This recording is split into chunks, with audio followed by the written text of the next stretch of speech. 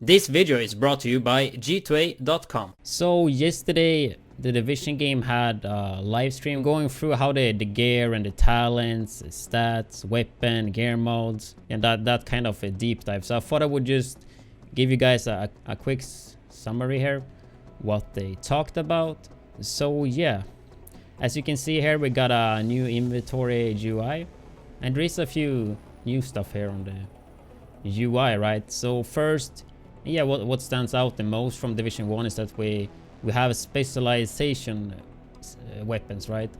aka signature weapons. So instead of the signature skills like the ultimate from Division 1, you now have signature weapons, right? I think most of you guys already know this, but there's 3 specializations: sharpshooter, demolitions, and survivalist.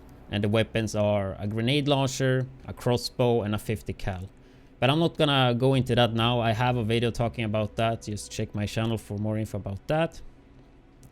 But something they did mention here is that different specializations will give you different grenade types. So you can see there's 2 grenade slots. There's a frag grenade and a special grenade.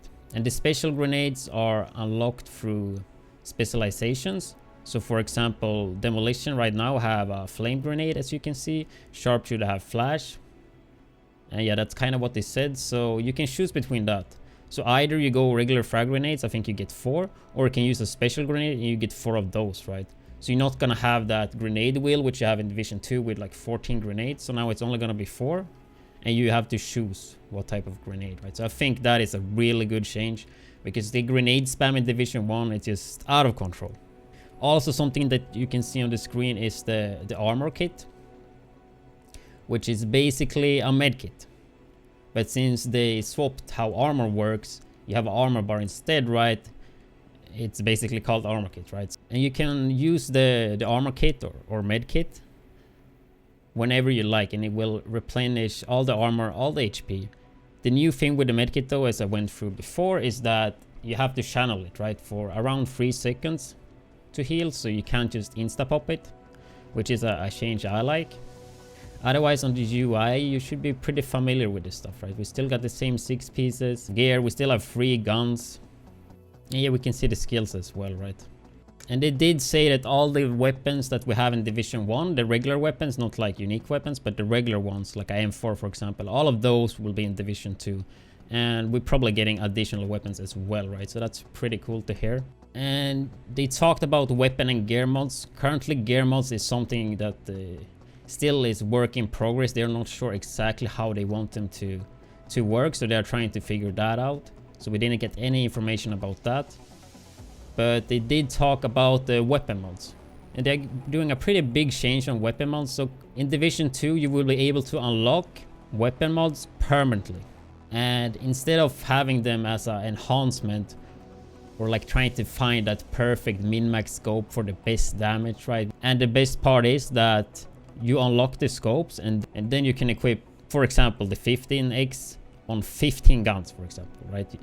You can equip it on how many guns you want. Like, it's not in your inventory anymore. It's just unlock it and you can use it on every gun. So you don't have to stack up multiple scopes, which are min-maxed, because they're more like a modifier, right? And something that they didn't talk about, but I did get some info from Dave, and I already kind of figured it out, but I did talk to him.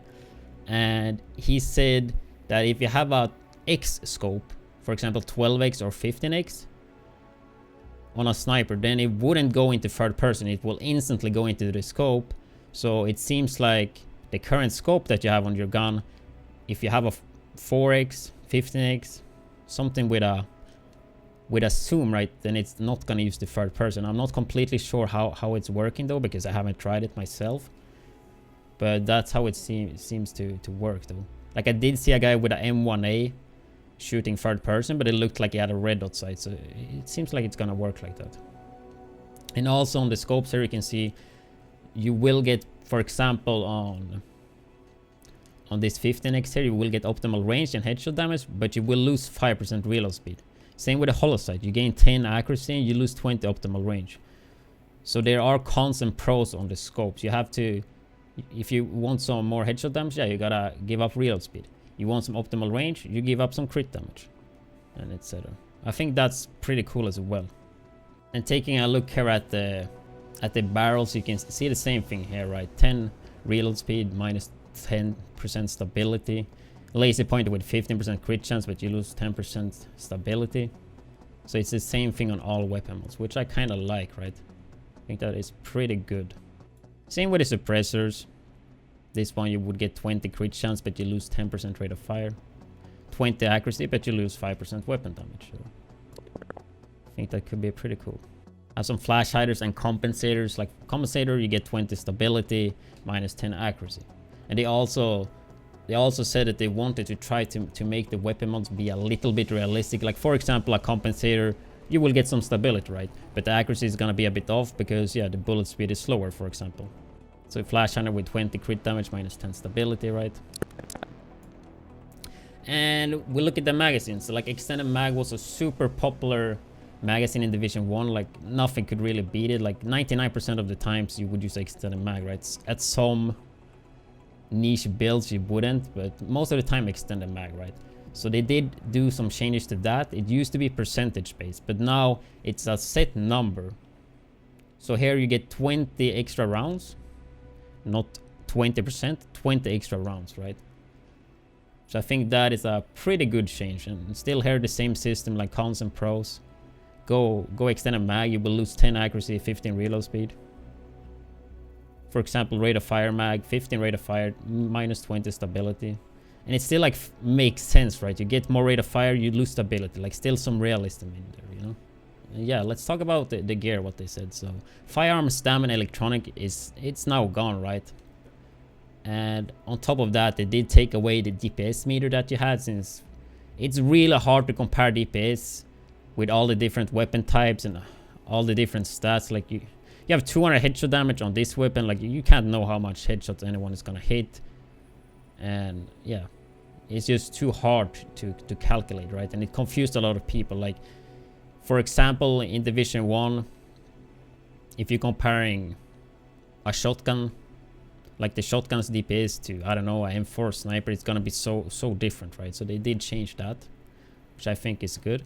So they removed firearms, stam, and electronics, and instead of that, they're just gonna stick to like health, armor for stam, for example. For electronics, it's gonna be like skill, power, haste, and yeah, if you want to get some more firearms like DPS, then yeah, create headshot damage and stuff like that, right? So you will still be able to spec into damage. You will still be able to like spec into a bit tanker, just go health, armor, right? And still be able to go into electronics with like, yeah, it's just skill power now. So yeah, it's just that we don't have those main stats anymore, right? Which I think will make it a lot easier for a lot of players. And still, I don't think it will hurt like how you make the build so much. So I think that's a good change. Yeah, so the gear pieces now, you see that they have brands, which I kind of want to call gear sets, but it's really not. But for example, this one, Sokolov Concern, you see 3-piece bonus. So it's like all the brands have a 1 to 3-piece bonus, right? So even just using one, you will still get a bonus, which I like. Like in Division 2, you always have to have 2-piece, right? But here you have 1 piece, and you get a pretty strong bonus, right? So you can match a lot more in this. And then on top of just having the brand set, you have a talent. So this one have Hardened, which gives you 10% more armor. And that talent, as far as I know, you can get different talents on the brand set, obviously. So I think that's pretty cool, and it's open up for some nice builds, I think. And then of course we have the main stat or main attribute, which in this case is bonus armor, and that's something that could be randomized as well, right? And yeah, then we have the free piece brand here. It's like focused around SMG play, SMG damage, crit damage, and crit chance, right? Yeah, then we have these gloves here. It's Providence. And you can see the talent that it got is hit and run. Melee kills grant a speed boost for 2 seconds. And then you see it actually have a requirement. So you need to be under 70,000 armor to have it active. So certain talents, I'm not sure if it's all talents, certain talents will have requirements, right? So basically this one you can't go all out on armor, because yeah, it's like you want to run fast, you can't have 1,000,000 of armor on you, right? And then the main stat, it's a glove, so it got the shotgun damage. I would have hoped that they swapped that to weapon damage though, but maybe that's something we would see in the future. And the free piece here as well, weapon damage and skill power. And the free piece is well-rounded crit hit chance bonus for 6 seconds when completing a cover-to-cover move.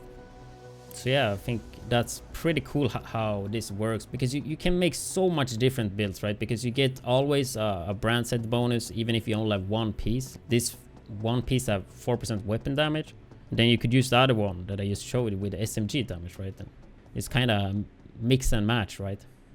So I think that's gonna open up to some more unique builds, and not everyone running exactly the same. Even though it's a loot shooter, you have gear in a game like this, like something is gonna be the meta, but hopefully not as badly as it was in Division 1.